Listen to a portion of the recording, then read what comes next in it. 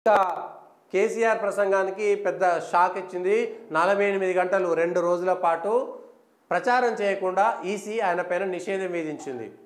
తొలిసారి దాదాపుగా ఒక మాజీ ముఖ్యమంత్రి స్థాయిలో ఉన్నటువంటి వ్యక్తి గత నెల 5వ తేదీన ఎండిన పంటల పరిశీలన కోసం కరీంనగర్ సిరిసిల్ల ప్రాంతంలో కేసీఆర్ బస్ యాత్ర నిర్వహించారు. అనంతరం సిరిసిల్లలో అప్పటికి కూడా ఇది ఉంది, మోడల్ కోడ్ ఆఫ్ కండక్ట్ ఉన్నది. ప్రెస్ మీట్లో ప్రస్తుత ప్రభుత్వం తెలివి తక్కువ, అసమర్థ, అవివేక, అర్భక, చవట విధానాల వల్లనే నాశనానికి వచ్చింది. నీటిని నిల్వ సామర్థ్యం తెలియదు, చవటలు దద్దములు రాజ్యం వెళ్తున్నారు, వీపు విమాగనం మోగిస్తారు, వదిలిపెట్టరు, వరదకాలకు నీళ్లు వదిలేశారు. సిరిసిల్లలో చేనేత కార్మికుల ఆత్మహత్యలు మళ్ళీ మొదలెట్లున్నాయి. ఓ కాంగ్రెస్ వాడు నిరోధులు పాపడాలు అమ్ముకొని బతుకమని అంటాడు. నిరోధులు అమ్ముకొని బతకాలన్నా కుక్కల కొడుకుల్లారా, దెబ్బతీస్తారా అనేటువంటి దొంగనా కొడుకుల్లారా, ఇట్లాంటి మాటలు, గొంతు నరికి చంపుతాం 500 బోనస్ ఇవ్వకపోతే అనేటువంటి మాటలపైన కేసీఆర్, నేనేమంటున్నా అంటే కేసీఆర్ మీద కోపమో మంచో చెడో పక్కన పెడితే వాడాల్సినటువంటి భాష విషయంలో మాత్రం ప్రతి రాజకీయ నాయకుడు ఒక హద్దు మీరి మాట్లాడేటువంటి మాటలను మాత్రం జాగ్రత్తగా పదప్రయోగము, పదజాలం ఉపయోగించేటువంటి అంశంలో మీకు అనేకమైన జ్ఞానం ఉండవచ్చు. ఏ పార్టీ వాళ్ళకైనా మీరు అనేకమైన జ్ఞానం ఉండొచ్చు, అనేక మంది జ్ఞానవంతులు మీ వెనుక ఉండి స్క్రిప్ట్ రాసిస్తుండవచ్చు. కానీ వాడాల్సినటువంటి భాష విషయంలో మీరు సొంతంగా జాగ్రత్తలు వహించకపోతే వచ్చేటువంటి నష్టం ఇదే. చాలా స్పష్టంగా చెప్తున్నాను, ఇట్లాంటి భాష మాత్రం వాడొద్దు.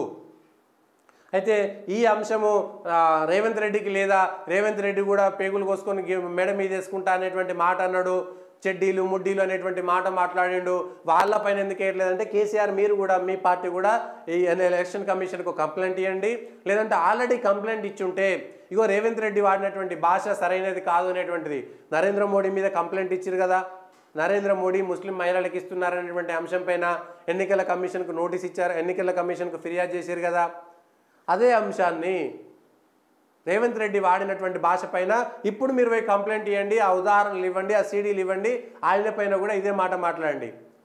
కేసీఆర్ మాట్లాడినా, మోడీ మాట్లాడినా, లేదంటే ఇంకెవరు మాట్లాడినా, రేవంత్ రెడ్డి మాట్లాడినా, ఏ పార్టీ నాయకుడు మాట్లాడినా సరే మాట్లాడేటువంటి భాష పైన పట్టు ఎంత ఉన్నా కూడా పదజాలము, పద ప్రయోగము వాడేటప్పుడు, మాట్లాడేటప్పుడు తప్పులు దొరలకుండా జాగ్రత్తగా దయచేసి ఏకవచనాన్ని కూడా బంద్ చేయండి.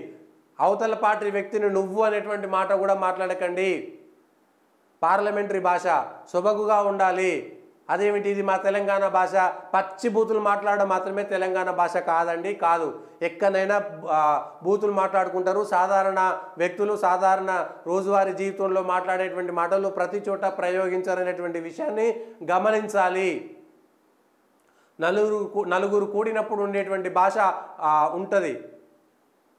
ఆ భాషకు సంబంధించినటువంటి స్వయం హద్దులు లేనప్పుడు జరిగేటువంటి తీవ్రమైనటువంటి విషయం ఇదే. రేవంత్ పైన నిషేధం ఎందుకు పెట్టలేదు? రేవంత్ పైన నిషేధం పెట్టమని ఇప్పుడు టీఆర్ఎస్ పార్టీ కూడా పోరాటం చేయాల్సిందే. లేదంటే నరేంద్ర మోడీ భాష చక్కగా లేదనిపిస్తే నరేంద్ర మోడీ పైన కూడా 1కి 100 సార్లు కంప్లైంట్ ఇవ్వడంలో తప్పు లేదు. అమిత్ షా భాష చక్కగా లేకపోతే అమిత్ షా భాష మీద, లేకపోతే బండి సంజయ్, అరవింద్, ఈ కిషన్ రెడ్డి, ఎవరి మీద అయినా సరే ఇచ్చుకోవచ్చు. యోగి ఆదిత్యనాథ్ మీద ఇవ్వచ్చు, లేదంటే రాజాసింగ్ మీద కూడా మీరు కంప్లైంట్లు ఇచ్చుకోవచ్చు.